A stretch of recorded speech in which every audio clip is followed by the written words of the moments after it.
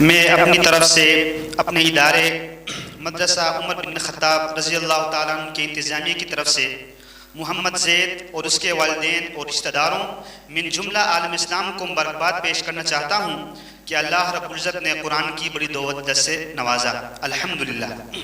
اس کے بعد میں مدرسہ حاضہ کا نائب سرپرست حافظ محمد عثمان کی خدمت میں عرض کرنا چاہوں گا کہ وہ اسٹیج پر آئے اور مدرسہ عمر بن خطاب رضی اللہ تعالیٰ عنہ کے خدمات کے حوالے سے روشنی ڈالے کہ مدرسہ حاضہ اس علاقہ میں جو خدمات سر انجام دے رہی ہے اس کو آپ حضرات کے سامنے رکھے۔ میں اپنے ساتھی قاری محمد عثمان صاحب کو دعوت دوں گا کہ وہ مدرسہ حاضہ کے حوالے سے کچھ روشنی ڈالیں، خدمات کے حوالے سے روشنی ڈالیں۔ بسم اللہ الرحمن الرحیم۔ میرے معزز سامعین اور اسٹیج پر تشریف فرما تمام علماء کرام اور تمام اساتذہ کرام اور اس کے بعد تمام اہل محلہ سے تشریف لائے ہوئے تمام معزز مہمانان، میں مختصراً چونکہ ہمارے مہمان خصوصی بھی اسٹیج پر تشریف فرما ہیں، میں مختصراً اپنے ادارے کا تعارف اور اس کی خدمات کو آپ کے سامنے رکھوں گا۔ ادارے کے افتتاح 5 جون 2021 کو بروز ہفتہ صبح 10 بجے ہوا تھا۔ ادارہ جس جگہ پر قائم ہے وہ سیکٹر سی گلی نمبر 9 پلاٹ نمبر 20 پر یہ ادارہ قائم ہے، اور ادارہ تقریباً پونے 2 سال سے اپنی خدمات سر انجام دے رہا ہے۔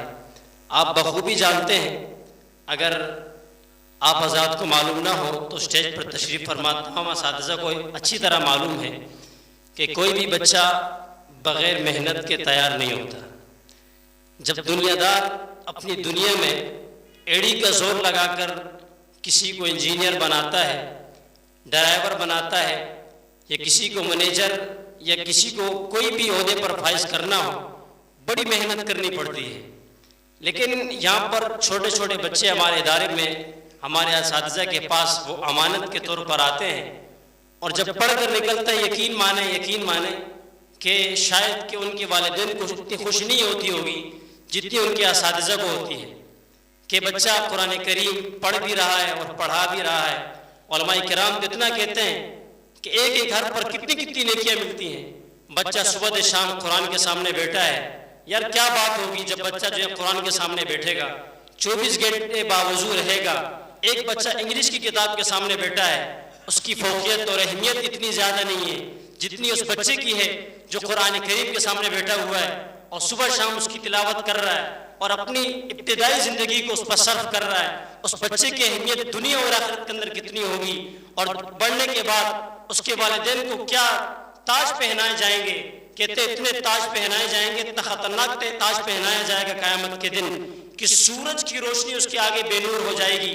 لیکن بچہ یہاں پر سوال کر سکتا ہے کہ آیا زید یہ سوال کر سکتا ہے کہ حفظ تو میں نے کیا ہے، 3 سال تک میں نے استاد سے باتیں بھی سنی ہیں، سردی گرمی کو میں نے برداشت کیا ہے، لیکن انعام تو عبدالسلام صاحب کے لیے رکھا ہوا ہے۔ بچہ کہے گا انعام تو میرے باپ کے لیے جو مدرسے میں جو صرف میری کارگزاری سننے کے لیے آیا کرتا تھا اور ساری تکلیفیں مشقتیں میں نے برداشت کی ہیں، انعام تو تاج تو میرے باپ کو پہنایا جا رہا ہے۔ تو میں اس طالب علم سے ایک کو جلد بازی نہ کرے، جب والدین کو اتنا بڑا انعام دیا جا رہا ہے تو آپ کے لیے تو یہ اعزاز اور پروٹوکول ہے کہ آپ ایک آیات پڑھتے جائیں گے اور 6686 آیت پر آپ کا آخری درجہ جنت میں ہوگا۔ جب آخری آیت پڑھیں گے آپ کا درجہ جنت کے سب سے اونچے مقام پر ہوگا، اور آپ جب آخری آیت پڑھیں گے آپ کا مقام نظر آئے گا، آپ حیران ہو جائیں گے کہ میں قرآن کی دولت سے کس مقام پر آ گیا۔ اور جنت الفردوس کی تو کیا ہی بات ہے، کیا ہی بات ہے جنت الفردوس کی۔ یہاں کہ ہم ڈیفینس چلے جائیں، اعلیٰ سے اعلیٰ تعلیمیں ہمیں ملیں گی، اعلیٰ سے اعلیٰ گاڑیاں ہمیں نظر آئیں گی، لیکن جنت کا کیا پروٹوکول ہوگا جب فرشتے بھی اس کو سلوٹ کریں گے اور اس کا درجہ ہر آیات پر بلند ہوتا جائے گا۔ بہرحال میں بات کو مختصر کرنے جا رہا ہوں۔ ہمارے ادارے میں اس وقت 4 اساتذہ کرام اپنی خدمات سر انجام دے رہے ہیں۔ پونے 2 سال کے اندر ادارے نے ایڑی کا زور لگا کر 12 حفاظ اکرام کی جماعت کو تیار کیا ہے۔ میں آپ حضرات سے دوبارہ ملتمس ہوں کہ اگر آپ اس محنت کو دیکھنا چاہتے ہیں، انشاءاللہ العزیز 29 جنوری کو جامع مسجد مدینہ کے اندر ہمارے بنگلور ٹاؤن کے استاد محترم حضرت مولانا حفظ الرحمان صاحب کی زیر سرپرستی میں ایک قرآن کا مسابقہ ہونے جا رہا ہے، جس میں تمیم آباد کے علاقے کے جتنے مدارس ہیں تمام مدارس کے طلباء اس میں شرکت کریں گے۔ آپ بھی اس میں آ کر دیکھیں، آپ کے بچوں کو بھی یہ شوق اور جذبہ آئے گا، بلکہ اکیلے نہ آئیں، اپنے ساتھ اپنے بچوں کو بھی لائیں اور دکھائیں کہ قرآن کی مجلس کا کیا نور ہوتا ہے۔ میں آپ سب سے ایک عمومی سوال کرنا چاہتا ہوں، آپ صبح سے یہاں پر آئیں، آپ کو کیا محسوس ہو رہا ہے؟ آپ کتنی خوشی محسوس کر رہے ہوں گے؟ میں یہاں پر آپ دیکھ رہے ہیں کہ چھوٹے چھوٹے بچے آ کر اتنے خوبصورت انداز میں اپنی تقویت کے ساتھ کیا نعت رسول مقبول، کیا تلاوت کلام پاک اور کیا تقریر قرآن کے فضائل پر بات کرتے ہوئے آپ کو بھی یہ شوق پیدا ہونا چاہیے کہ اپنے بچوں کو لا کر اداروں کے حوالے کر دیں۔ ادارہ آپ سے وہ فیس نہیں لیتا جو فیس آپ سے اسکول اور دیگر ادارے لیتے ہیں۔ باقی میں آپ سے یہ بھی کہنا چاہتا ہوں، آپ کی تمام اولاد آپ کے لیے دنیا کمائے گی، تمام اولاد آپ کے لیے دنیا کمائے گی۔ مثلاً آپ کے 5 بیٹے ہیں، 4 بیٹے آپ کے انجینئر کے عہدے پر فائز ہیں، لیکن وہ آپ کے دنیا تو کما رہے ہیں، ماہانہ جو لاکھ روپے تنخواہ لا رہے ہیں، لیکن آپ کا ایک بچہ آپ کی دنیا اور آخرت کے لیے وہ ذخیرہ خیر بنے گا کہ آپ کبھی سوچ بھی نہیں سکیں گے۔ اس بات کو آپ دل پر ہاتھ رکھ کے سوچیں کہ بچہ 3 سال کے بعد مدرسے سے فارغ ہو کر نکلتا ہے، اتنا بڑا مجمع یہ گواہی دے رہا ہے کہ اس بچے کی اتنی خوشی ہے کہ بچہ مدرسے سے پڑھ کر نکل رہا ہے۔ یہی بچہ 10 سال تک میٹرک اسکول میں کرتا ہے۔ میں اسکول کی مخالفت نہیں کرنا چاہتا، ہمارا اپنا قومی ادارے ہیں، لیکن میں یہ بات بتانا چاہتا ہوں کہ اسکول کی پڑھائی پر آپ کو اتنی خوشی نہیں ہوتی جتنی خوشی آپ کو ادارے پر 3 سال کے فضلات پر آپ کو اتنی خوشی ہوتی ہے۔ 10 سال میں وہ خوشی کیوں نہیں ہوتی؟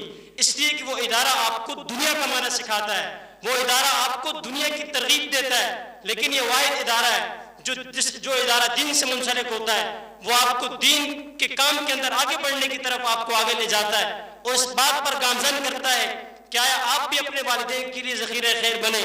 اور ضروری نہیں ہے کہ عمر کی قید ہو کہ 10 سال کا بچہ حفظ کر لے یا 20 سال کا بچہ حفظ کر لے یا 7 سال کا بچہ حفظ کر لے۔ میں سفید پوش بھائیوں سے بھی کہنا چاہتا ہوں، اگر آپ بھی اس میدان کے اندر قدم رکھیں گے، کوئی مشکل کوئی بعید نہیں ہے کہ آپ بھی قرآن کی دولت سے منور ہو جائیں گے۔ روزانہ ایک آیات یاد کریں، آپ جو ہے زندگی میں حافظ نہ بھی بن سکے تو انشاءاللہ العزیز آپ کا حشر و نشر قیامت والے دن ان حفاظ کے ساتھ ہوگا، جن حفاظ کو جو ہے جن کے والدین کو جو ہے وہ تاج پہنایا جائے گا۔ آپ اس بات کے خواہشمند ہیں کہ آپ کو تاج پہنایا جائے؟ کیا خیال ہے بھائی، خواہشمند ہیں یا نہیں؟ آج سے عزم کر لیں، آج سے میری بات کو اپنے دل کی تختی پر لکھ لیں۔ انشاءاللہ العزیز اس مسجد کے دروازے سے نکلنے سے پہلے میں یہ عہد کرتا ہوں، اگر میرے گھر میں 3 بچے تو میں 3 بچوں کو انجینئر بھی بناؤں گا، اعلیٰ سے اعلیٰ تعلیم بھی دلواؤں گا، اور اس کے بعد اپنے بچے کو حافظ قرآن بھی بناؤں گا، دین کے بنیادی مسائل بھی سکھاؤں گا، تاکہ کل جب میری آنکھیں بند ہو جائیں، دنیا سے تو ہر کسی نے جانا ہے، کل نفس ذائقۃ الموت کا مصداق ہر اس روح نے بننا ہے جس سے زمین پر سانس لیا ہے، لیکن اس سے قبل میں صدقے جاریہ بنا کر چلا جاؤں۔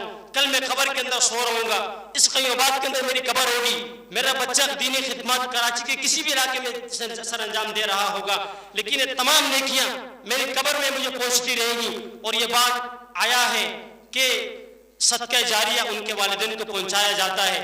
آپ آج سے عزم کر لیں، میری اس بات کو لکھ لیں، اگرچہ میں ادنا سے طالب علم ہوں، آپ سب کی بیٹے کی جگہ پر ہوں گا، یہ تمام میرے اساتذہ کرام بیٹے، تمام لوگ مجھے جانتے ہوں گے، میں نے اسی کئی بات سے پڑھا ہے، لیکن میں آپ سے گزارش کرنا چاہتا ہوں، مؤدبانہ التماس کرنا چاہتا ہوں، اپنے بچوں کو علماء کرام کے حوالے کر دیں۔ اگر آپ یہ چاہتے ہیں کہ آپ کی اولاد جو ہے آپ کے لیے عزت کا باعث بنے، خدا را دینی اداروں کی طرف رخ کریں۔ اس وقت معاشرہ کس طرف جا رہا ہے آپ خود دنیا میں دیکھتے ہیں، ہم تو 24 گھنٹے اس 4 دیواری کے اندر ہوتے ہیں، ہمیں اتنا اندازہ نہیں ہے۔ آپ کوئی کمپنی میں ہوتا ہوگا، کوئی کس آفس کے اندر ہوتا ہوگا، آپ کو بخوبی علم ہے کہ دنیا کا رخ کس طرف جا رہا ہے۔ جب سے یہ دجالی میڈیا کا دور آیا ہے، یہ آپ کے ہاتھ میں جو موبائل ہے، ہم بچوں کو بڑی خوشی سے لے کر دیتے ہیں نا، بیٹا یہ لو نئی گیم آئیے کھیل لو۔ میرے بھائیوں، اس وقت پستی کی طرف جانے والی سب سے بڑی چیز ہے موبائل ہے۔ ہمارے جتنے طلباء بیٹھے مدرسہ عمر بن خطاب کی جو طلباء ہیں، ہم خوبی کوشش کرتے ہیں، پوری کوشش کرتے ہیں طالب علم پورا دن مدرسے کے اندر رہے، اور صرف قرآن نہیں پڑھایا جاتا، قرآن کے ساتھ ساتھ طلباء کو قرآن پڑھنے کی مشق بھی کروائی جاتی ہے تاکہ طالب علم کراچی کے اندر بڑے سے بڑے مسابقے ہوتے اس میں حصہ لے سکے. انشاءاللہ العزیز 29 جنوری کو بھی آپ دیکھ لیں گے کہ مدرسے کے طلباء مسابقہ کریں گے. آپ تمام حضرات مدینہ مسجد میں تشریف لائیں, اس مسابقے کے اندر بھی شرکت کریں, اور ہمارے ادارے میں تقاریر پر بھی محنت ہوتی ہے.